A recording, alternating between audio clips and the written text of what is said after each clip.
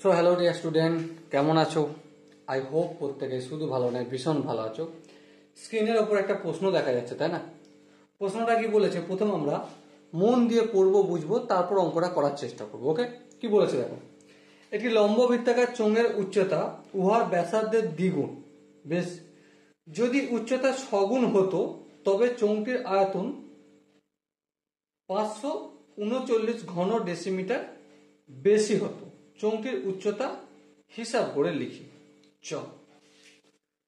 প্রথমে আমরা অরিজিনাল চোঙটা অঙ্কন করছি, ঠিক আছে? সাপোজ মনে করো এই হচ্ছে আমাদের অরিজিনাল চোঙ। ওকে,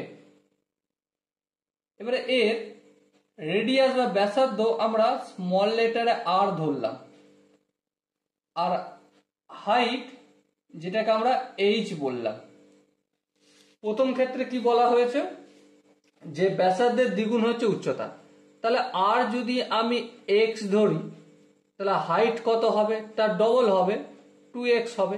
এটা অরিজিনাল গল্প গেল, এটা অরিজিনাল।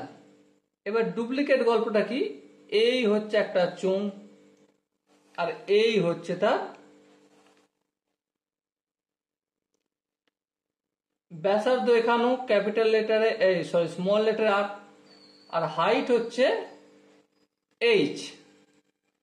এবারে এইচটা কি বলেছে দ্বিতীয় ক্ষেত্রে, যে ব্যাসার্ধ যদি এক্স হয়, এখানে এক্স ধরেছি, এখানেও এক্স ধরবো ব্যাসার্ধ, তাহলে হাইট যদি 6x মানে 6 গুণ হয়, তাহলে এই দ্বিতীয় ক্ষেত্রে যে আয়তনটা হবে সেটা প্রথম ক্ষেত্রের আয়তনের থেকে 539 ঘন ডেসিমিটার বেশি হবে। তার মানে এর আয়তন আর এর আয়তন V1, এটা আয়তন ধরছি, আর এটা হচ্ছে V2। তাহলে V2 minus V1 equal to কত, 539। ঠিক বললাম না, বোঝাতে পারলাম না? দেখো একটা কথা বলো, V2 আর V1 এর আয়তনের পার্থক্য কত, 539 ঘন ডেসিমিটার। কি করে বুঝলাম? ওই যে বলা হয়েছে, কি বলা হয়েছে, যদি 6 গুণ বেশি হতো উচ্চতাটা ব্যাসার্ধের থেকে, তাহলে এই চোঙটার আয়তনটা, ঠিক আছে, এই আয়তনটা এর থেকে বেশি হতো। মানে এর সঙ্গে যদি 539 যোগ করে দিই, তাহলে এর আয়তন আর এর আয়তন ইকুয়াল বা সমান হয়ে যাবে। আবার এটা ঘুরিয়ে বলা যেতে পারে যে এর আয়তন আর এর আয়তন এর পার্থক্য 539 ঘন ডেসিমিটার। ওকে, তাহলে জানতে কি চেয়েছে আমাকে, জানতে চেয়েছে আমার উচ্চতা কত, এইচ সমান কত, এই এইচটা সমান কত, মানে 2x এর ভ্যালু জানতে চেয়েছে, তাই না? হ্যাঁ, ঠিক। তাহলে এর জন্য আমাকে একটা কাজ করতে হবে। প্রথমে V1 সমান কত লিখতে হবে। আমরা কি জানি, লম্ব বৃত্তাকার চোঙের আয়তন সমান পাই আর স্কোয়ার এইচ। তাহলে এই লিখলাম পাই, আর স্কোয়ার বলতে এক্স স্কোয়ার, আর এইচ বলতে ইন্টু 2x। তার মানে কি দাঁড়ায় 2 পাই এক্স কিউ। ওকে, এবারে এর আয়তন V2 সমান কি, সেম সূত্র, পাই আর স্কোয়ার বলতে এক্স স্কোয়ার, আর এইচ বলতে 6x, এই 6x।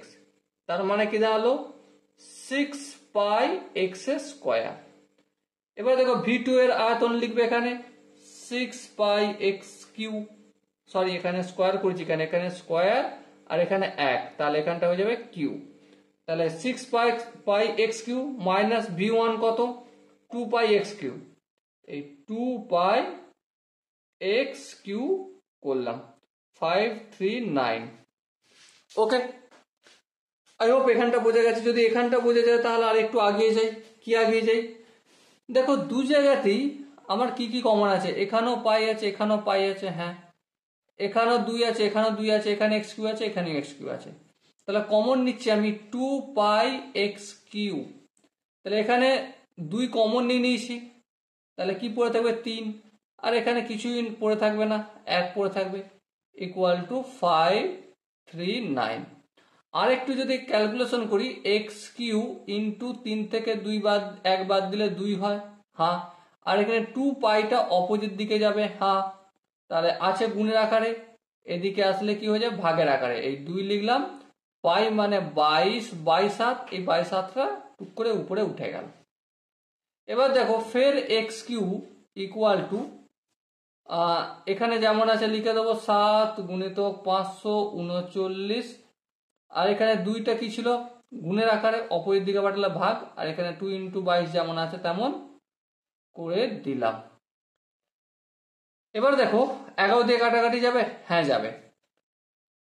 4 11 44, 9 11 আই হোপ জানো 99, আর এখানে 11 দুগুণে 22। সো কি পেলাম এক্স কিউ, আর এখানে কি পেয়েছি 7 গুণিতক 7 গুণিতক 7, আর এখানে 2 গুণিতক 2 গুণিতক 2। এখানে কিউবিক রুট কিউ আছে, পাওয়ার কিউ আছে, অপোজিট দিকে পাঠালে এটা কি হয়ে যাবে, এখানটা মুছে দিলাম, এই কিউবিক পাওয়ার হয়ে যাবে, হ্যাঁ। তার মানে 3টে থেকে একটা বেরোবে, 3টে থেকে যদি একটা বেরো তাহলে 7 বেরোবে, আর 3টে 2 থেকে একটা 2 বেরোবে, এই হলো এক্স। জানতে কি চাওয়া হয়েছে, জানতে চাওয়া হয়েছে আমার এক্স হাইট কত, তাহলে height equal to 2 × x, x এর ভ্যালু 7/2, এই 7/2 করলাম, 2 দিয়ে কেটে গেল, তাহলে 7 ডেসিমিটার আনসার হলো। ওকে, আই হোপ প্রত্যেকে এই কোশ্চেনের কনসেপ্টটা বুঝতে পেরেছো। যদি কনসেপ্ট কোনো জায়গায় বুঝতে অসুবিধা থাকে, কনফিউশন থাকে, কি করতে হবে, কমেন্ট সেশন তার জন্য রয়েছে, কমেন্টে অবশ্যই জানাতে হবে। ওকে, আর দেখা হচ্ছে নেক্সট সেশনে, ততক্ষণ পর্যন্ত ভালো থেকো, সুস্থ থেকো এবং জয় হিন্দ।